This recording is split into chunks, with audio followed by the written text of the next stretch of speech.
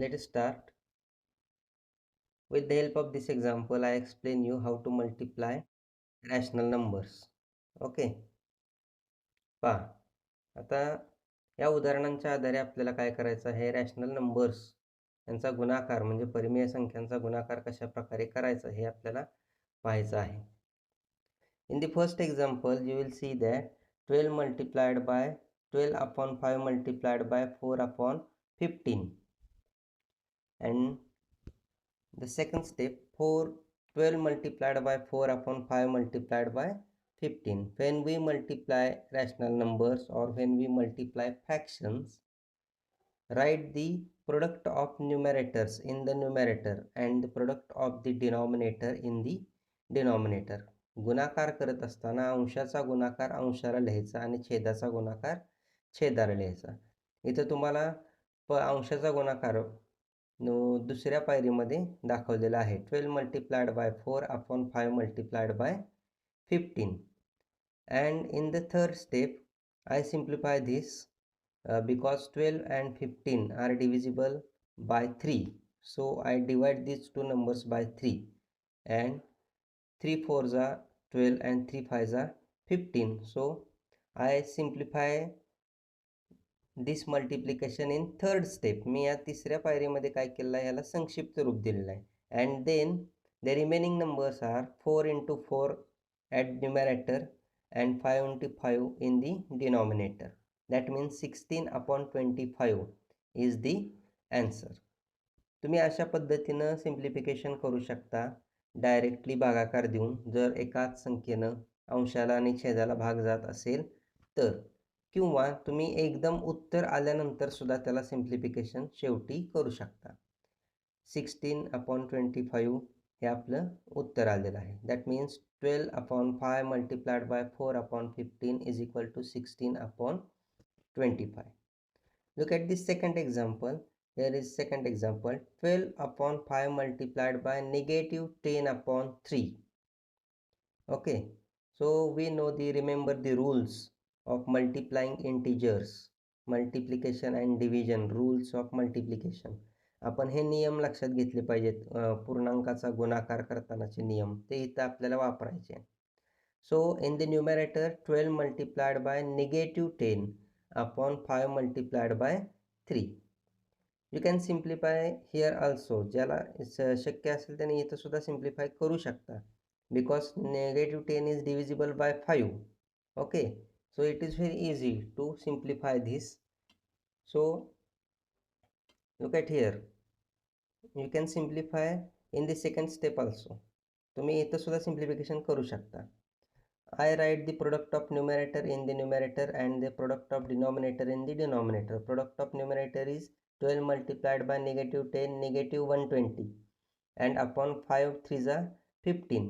And then I simplify it. 120 is divisible by 15. 15 8s are 120. That means I divide this, simplify this, because 120 is divisible by 15. So the answer is -8. And here 12/5 multiplied by -10/3 is equal to -8.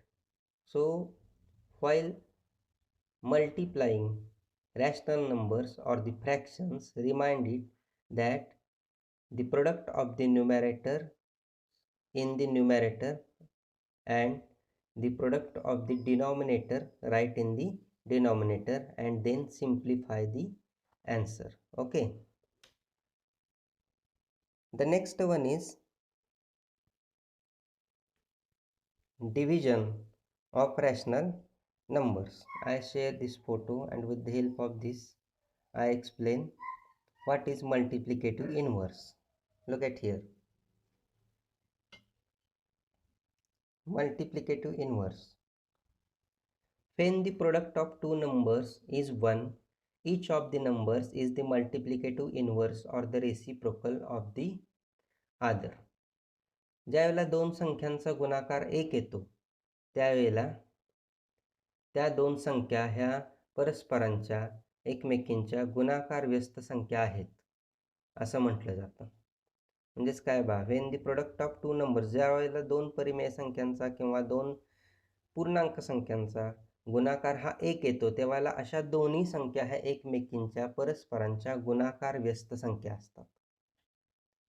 मराठीमध्ये सुद्धा इथं दिलेलं आहे, जे विद्यार्थी मराठी मीडियमचे आहेत, जेव्हा दोन संख्यांचा गुणाकार एक येतो तेव्हा त्या संख्या एकमेकींच्या गुणाकार व्यस्त संख्या आहेत. त्याला इंग्रजीमध्ये multiplicative inverse or the reciprocal किंवा रेसिप्रोकल असं म्हणायचं. या आधारे काही उदाहरणं मी खाली एक्सप्लेन केलेले आहेत, तुम्ही इथं बघू शकता. पहा आता इथं तुम्हाला लक्षात येते, राईट दी मल्टिप्लिकेटिव्ह इनव्हर्स. पुढील संख्यांचा काय करा, तर गुणाकार व्यस्त लिहा. Look at these examples. First is 2 upon 5. 2 upon 5 and 5 upon 2. These two numbers are the multiplicative inverse of each other. 2 upon 5 and 5 upon 2. If we multiply these two numbers, then we get 1 as an answer. That means these two numbers are multiplicative inverse or the reciprocal of each other. ज्यावेळेला तुम्ही 2/5 आणि 5/2 या दोन संख्यांचा गुणाकार करता, त्यावेळेला तुम्हाला या दोन संख्यांचा गुणाकार 1 येतो, हे लक्षात येईल. तुम्ही हे चेक करू शकता.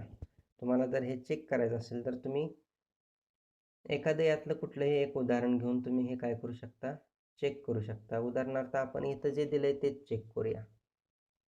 बघा काय इथं दिलेलं आहे, 2/5 and 5/2. 2/5 multiplied by 5/2.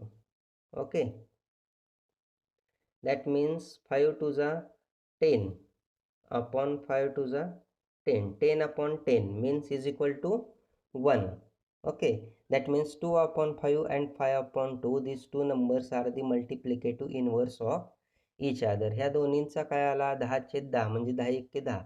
ह्याचं उत्तर काय आलेलं आहे, 1 आलेला आहे. याचा अर्थ काय होईल की ह्या दोन्ही संख्या परस्परांच्या गुणाकार व्यस्त संख्या आहेत. आता या कशासाठी आपण बघतोय, it is the first step towards the division of fractions or division of rational numbers. म्हणजे परिमेय संख्यांच्या भागाकाराकडे जाण्यापूर्वीची ही पहिली स्टेप आहे. तुम्हाला मल्टिप्लिकेटिव्ह इनव्हर्स माहीत असलं पाहिजे.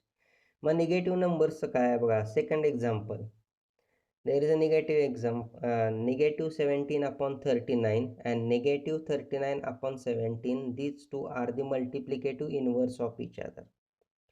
आता एखादी ऋण संख्या घेतली तर तुम्ही हे चेक करू शकता. उदाहरणार्थ मी इथं तुम्हाला दाखवतो. चौथं उदाहरण घेऊ आपण, सोपं म्हणजे तुमच्या लक्षात येईल. -5/4 and -4/5 are the multiplicative inverse of each other. इथं उदाहरण क्रमांक 4 आहे. आपण इथं चेक करून बघूया. बघा आता, -5/4 मल्टिप्लाइड बाय -4/5. तुम्ही याच्यामध्ये पाहू शकता, छेदाला काय असेल, 4/5 20 आणि -5 मल्टिप्लाइड बाय -4.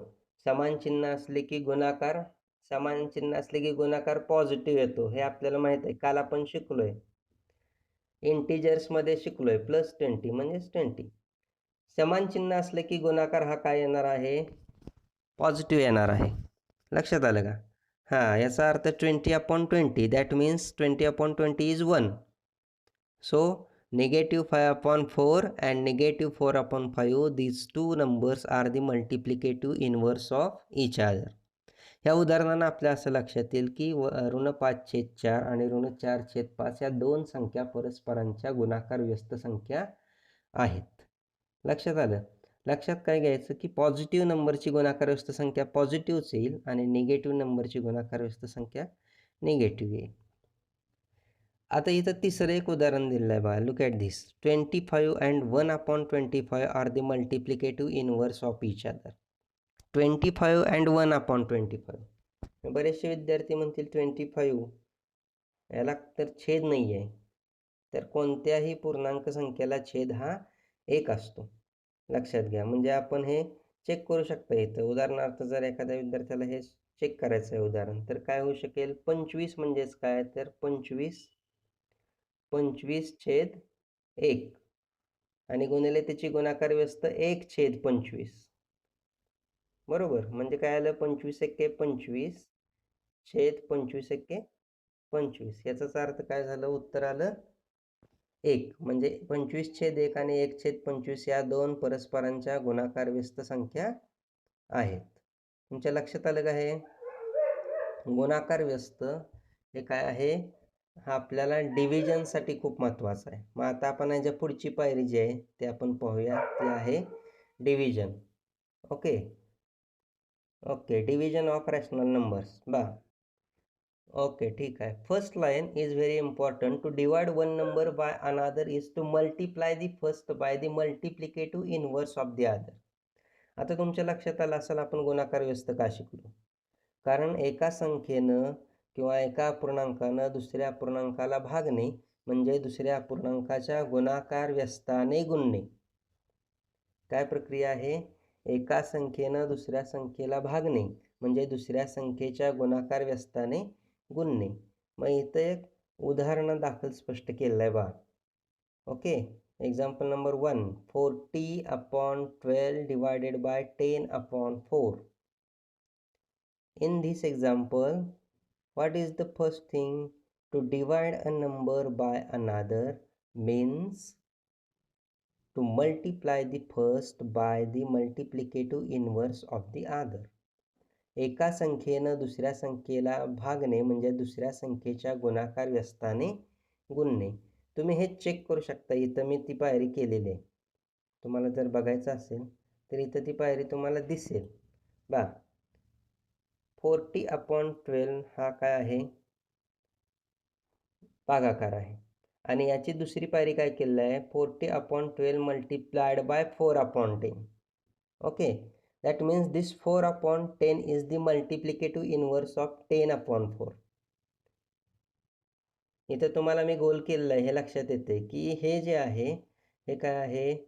तर 10/4चा गुणाकार व्यस्त आहे. 4/10 त्यानं हे गुणलेलं आहे. ह्याचा अर्थ दुसरी स्टेप काय आहे? तर पहिल्या अपूर्णांक तसाच ठेवायचा आणि दुसऱ्या अपूर्णांकाच्या गुणाकार व्यस्तानं गुणायचं. ओके. मग तुम्ही इथं हे पाहू शकता. 40/12 मल्टिप्लाइड बाय 4/10. कोणता गुणाकार व्यस्त केला? तर दुसऱ्या संख्येचा गुणाकार व्यस्त इथं वापरला. 10/4चा गुणाकार व्यस्त 4/10. Okay. And then multiply. So we know how to multiply. 40 multiplied by 4/12 multiplied by 10. दुसऱ्या स्टेपमध्ये पुढच्या स्टेपमध्ये आपण फक्त काय केलेलं आहे? त्याचा गुणाकार केलेला आहे.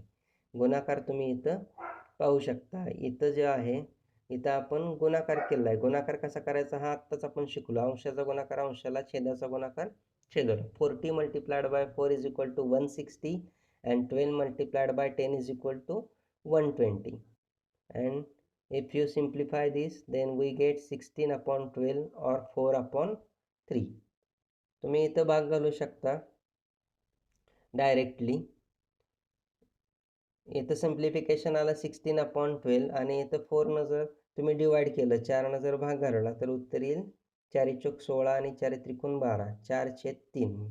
Okay. It is divisible by 4, so the answer is 4/3. So with this example, I explain this. There is another example. Look at this. 9/11 divided by -8. -8 हे उदाहरण आता खूप महत्त्वाचं आहे बघा. Second example. Because the students are find it difficult to carry out the division if there is a minus number or the negative number. So I take here another example. 9/11 divided by -8. बऱ्याचशा विद्यार्थ्यांना negative आलं की गुणाकार करायला अवघड जाते, म्हणून मी इथं दोन्ही उदाहरणं घेतलीत.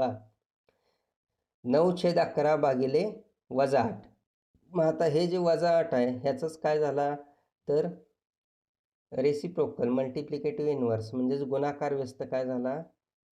-1/8. इथं तुम्ही चेक करू शकता.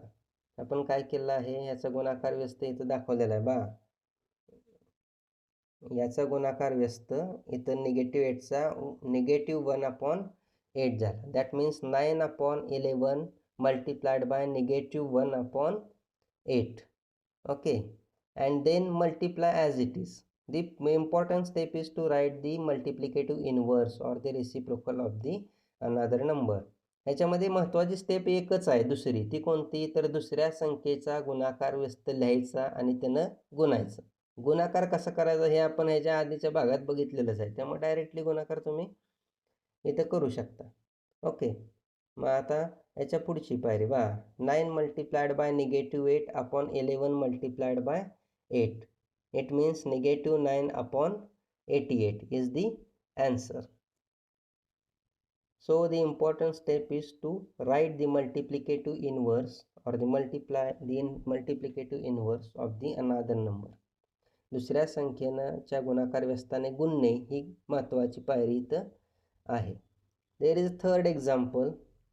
Look at here, -5/13 divided by 7/26. Okay, this is important example because it includes negative number, -5/13. So -5/13 as it is, no change in the first fraction.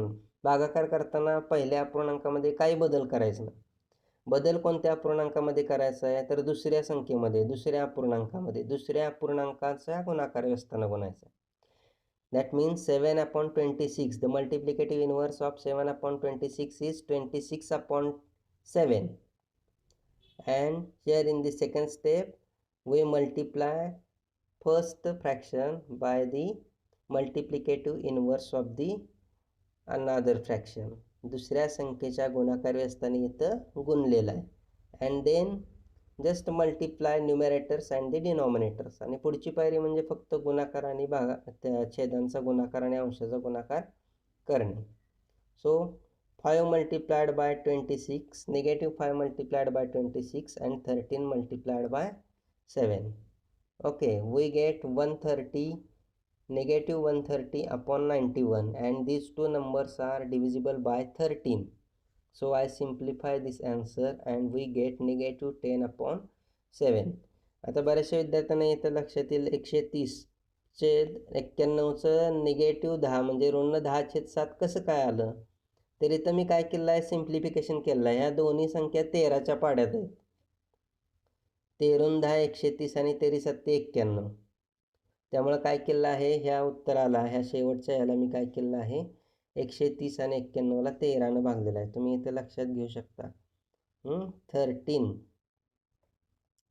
आणि 13 91. हां, very good.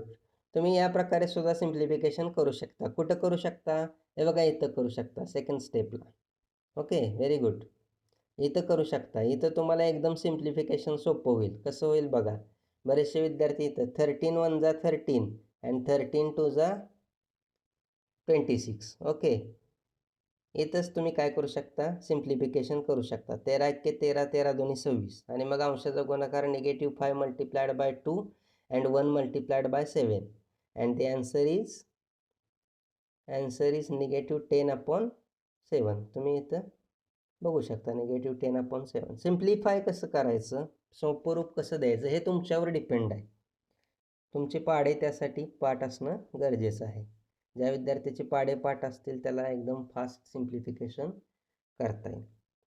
So we have completed how to divide a rational number by another. आपण काय पाहिलं की एका अपूर्णांकाला, एका परिमेय संख्याला दुसऱ्या परिमेय संख्यांना भागायचं कसं. काय लक्षात घ्यायचं आहे? The second step is very important. Than write the multiplicative inverse of the another number and multiplied by it. तुम्ही काय करायचं आहे? दिलेल्या दोन संख्यांपैकी दुसऱ्या संख्येचा गुणाकार व्यस्त लिहायचा आणि त्यानं गुणायचं. मग गुणाकार कसा करायचा हा भाग आपण आधी शिकलोय, त्या आधारे तुम्ही हे सोडवू शकता. Okay, understand it clearly? Okay, so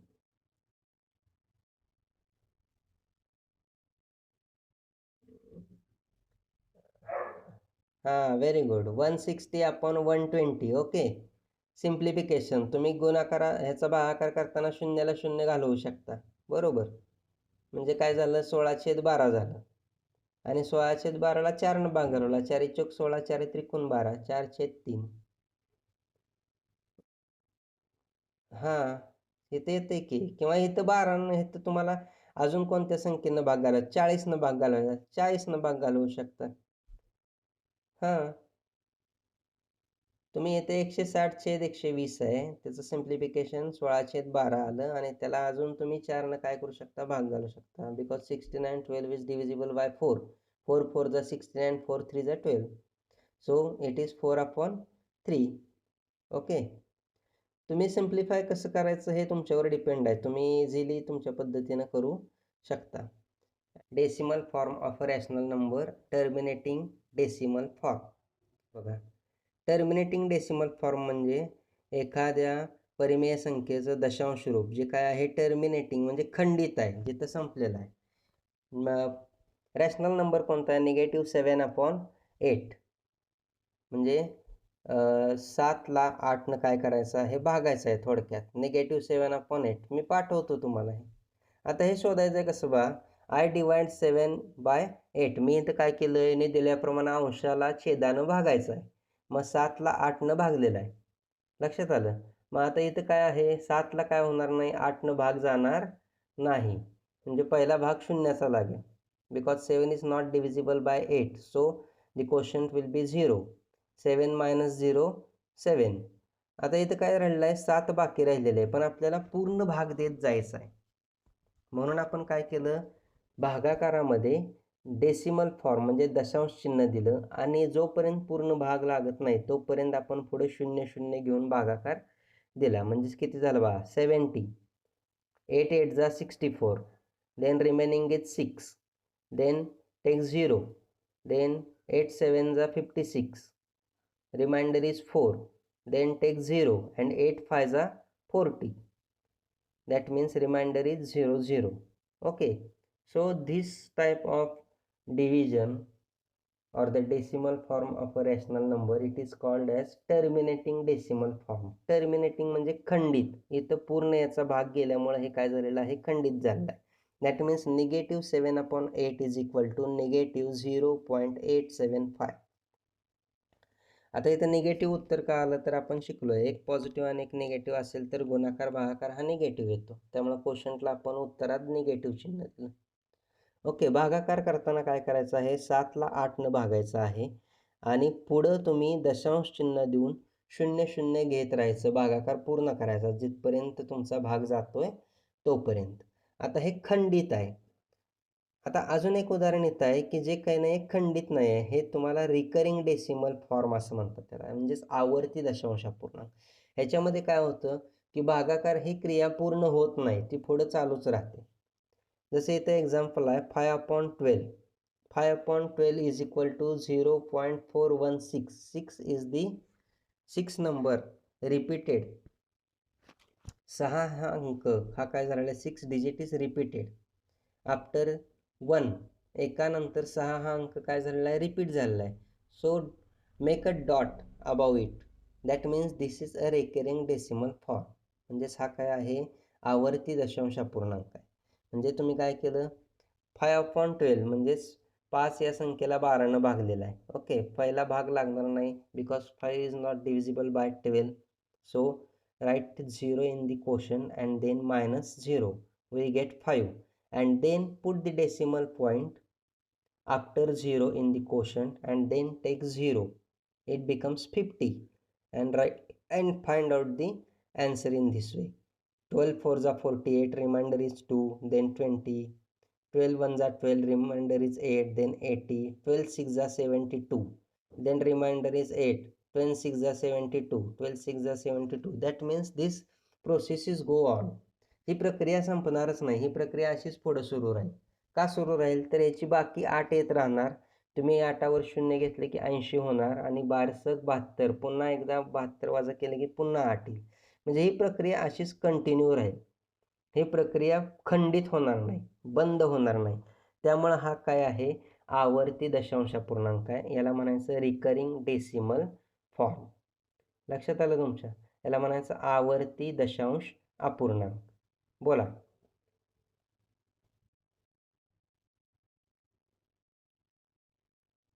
नाही एकदाच द्यायचं. डेसिमल पॉईंट हा हां. Put decimal point once. Decimal point हा एकदाच द्यायचा. केव्हा द्यायचा? तुमचं युनिट प्लेस संपल्यानंतर डेसिमल पॉईंट द्यायचा. म्हणजे 5 हे एकच संख्या आहे. 5 हे एकक आहे.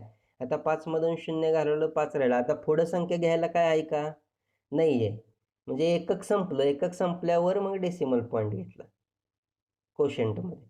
ओके. आणि मग पुढं तुम्ही 0, 0 देत राहायचं जोपर्यंत भागाकार क्रिया पूर्ण होत नाही. पण या भागाकारामध्ये भागाकार क्रियाच पूर्ण होणार नाही. तुम्ही पुढं गेला तर 80 होईल, बारसक 72, पुन्हा 8 येईल, पुन्हा बारसक 72 ही प्रक्रिया पुढं सुरू राहील. म्हणून या प्रक्रियेला म्हणायचं आवर्ती दशांश अपूर्णांक. इंग्रजीमध्ये recurring decimal form. Okay.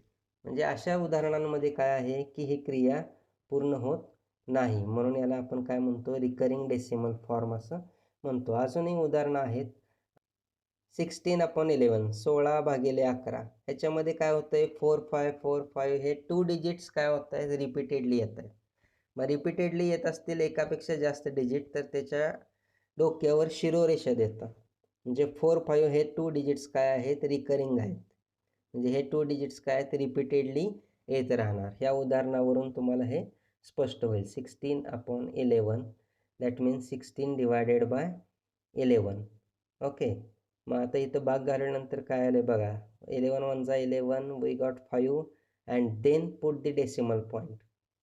Okay.